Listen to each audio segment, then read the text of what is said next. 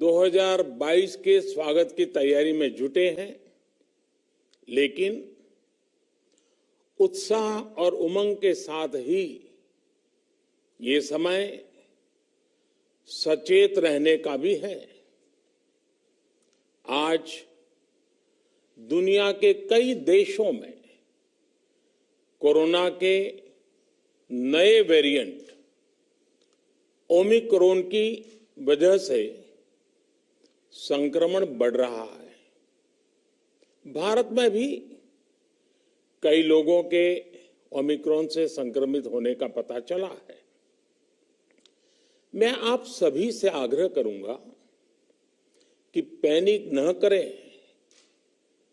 हां, सावधान रहें, सतर्क रहें, मास्क उसका भरपूर उपयोग करें और हाथों को थोड़ी थोड़ी देर पर धुलना, इन बातों को हमें भूलना नहीं है।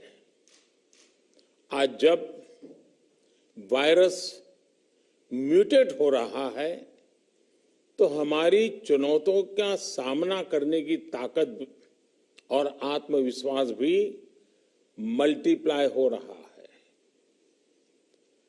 हमारी इनोवेटिव स्पिरिट भी बढ़ रही है। आज देश के पास 18 लाख आइसोलेशन बेड्स हैं, 5 लाख ऑक्सीजन सपोर्टेड बेड्स हैं, 1,40,000 आईसीयू बेड्स हैं। आईसीयू और नॉन आईसीयू बेड्स को मिला दें तो 90,000 बेड्स विशेष तौर पर बच्चों के लिए भी हैं। आज देश में 3,000 से ज्यादा पीएसए ऑक्सीजन प्लांट्स काम कर रहे हैं। 4 लाख ऑक्सीजन सिलेंडर्स देश भर में दिए गए हैं। राज्यों को जरूरी दवाओं की बफर डोज तैयार करने में सहायता की जा रही है। उन्हें पर्याप्त टेस्टिंग किट्स भी मुहैया कराई जा रही है। साथियों, कोरोना वैश्विक महामारी से लड़ाई का अब तक का अनुभव यही बताता है कि व्यक्तिगत स्तर पर सभी दिशा निर्देशों का पालन कोरोना से मुकाबले का बहुत बड़ा हथियार है। और दूसरा हथियार है वैक्सीनेशन। हमारे देश ने भी इस बीमारी की गंभीरता को समझते हुए बहुत पहले वैक्सीन निर्माण पर मिशन मोड में काम करना शुरू कर दिया था।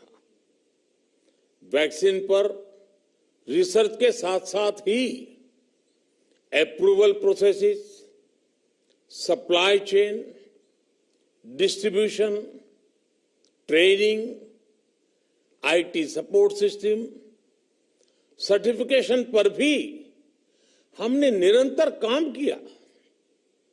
इन तैयारियों का ही नतीजा था कि भारत ने इस साल 16 जनवरी से अपने नागरिकों को वैक्सीन देना शुरू कर दिया था। ये देश के सभी नागरिकों का सामूहिक प्रयास और सामूहिक इच्छा शक्ति है कि आज भारत 141 करोड़ वैक्सीन डोज के अभूतपूर्व और बहुत मुश्किल लक्ष्य को पार कर चुका है। आज भारत की वयस्क जनसंख्या में से 61% से ज्यादा जनसंख्या को वैक्सीन की दोनों डोज लग चुकी है। इसी तरह वयस्क जनसंख्या में से लगभग 90% लोगों को वैक्सीन की एक डोज लगाई जा चुकी है। आज हर भारतवासी इस बात पर गर्व करेगा कि हमने दुनिया का सबसे बड़ा, सबसे विस्तारित और कठिन भौगोलिक स्थितियों के बीच इतना सुरक्षित वैक्सीनेशन अभियान चलाया। कई राज्य और विशेष तौर से टूरिज्म की दृष्टि से महत्वपूर्ण राज्य जैसे गोवा, उत्तराखंड, हिमाचल जैसे राज्यों ने 100% सिंगल डोज वैक्सीनेशन का लक्ष्य हासिल कर लिया है। आज देश के दूर सुदूर गांवों में जब 100% वैक्सीनेशन की खबरें आती हैं तो मन को संतोष होता है। यह प्रमाण है हमारे हेल्थ सिस्टम की मजबूती का, हमारी टीम डिलीवरी का, हमारे हेल्थ केयर वर्कर्स के डेडिकेशन और कमिटमेंट का, और देश के सामान्य मानवी के अनुशासन और विज्ञान में उनके विश्वास का। हमारे देश में जल्दी ही नेजल वैक्सीन और दुनिया की पहली डीएनए वैक्सीन भी शुरू होगी। साथियों, कोरोना के खिलाफ भारत की लड़ाई शुरू से ही वैज्ञानिक सिद्धांतों, वैज्ञानिक परामर्श और वैज्ञानिक पद्धति पर आधारित रही है। पिछले 11 महीने से देश में वैक्सीनेशन अभियान चल रहा है। देशवासी इसके लाभ भी महसूस कर रहे हैं। उनकी रोजमर्रा की जिंदगी सामान्य हो रही है। आर्थिक गतिविधियां भी दुनिया के कई देशों की तुलना में उत्साहजनक रही हैं। लेकिन साथियों, हम सभी जानते हैं कि कोरोना अभी गया नहीं है। ऐसे में सतर्कता बहुत जरूरी है। देश को सुरक्षित रखने के लिए, देशवासियों को सुरक्षित रखने के लिए हमने निरंतर काम किया है। जब वैक्सीनेशन शुरू हुआ तो उसमें भी वैज्ञानिक सुझावों के आधार पर ही ये तय किया गया कि पहली डोज किसे देना शुरू किया जाए, पहली और दूसरी डोज में कितना अंतराल हो, स्वस्थ लोगों को कब वैक्सीन लगे, जिन्हें कोरोना हो चुका है उन्हें कब वैक्सीन लगे, और जो कोमॉर्बिडिटी से ग्रस्त हैं उन्हें कब वैक्सीन लगे। ऐसे निर्णय लगातार किए गए और ये परिस्थितियों को संभालने में काफी मददगार भी साबित हुए हैं। भारत ने अपनी स्थिति परिस्थिति के अनुसार भारत के वैज्ञानिकों के सुझाव पर ही अपने निर्णय लिए हैं। वर्तमान में ओमिक्रॉन की चर्चा जोरों पर चल रही है। विश्व में इसके अनुभव भी अलग अलग है, अनुमान भी अलग अलग है। भारत के वैज्ञानिक भी इस पर पूरी बारीकी से नजर रखे हुए हैं, इस पर काम कर रहे हैं।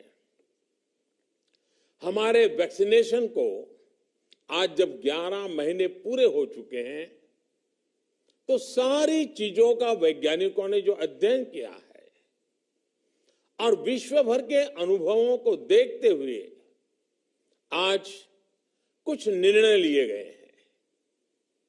आज अटल जी का जन्मदिन भी है, क्रिसमस का त्योहार भी है, तो मुझे लगा कि इस निर्णय को आप सबके साथ साझा करना चाहिए। साथियों,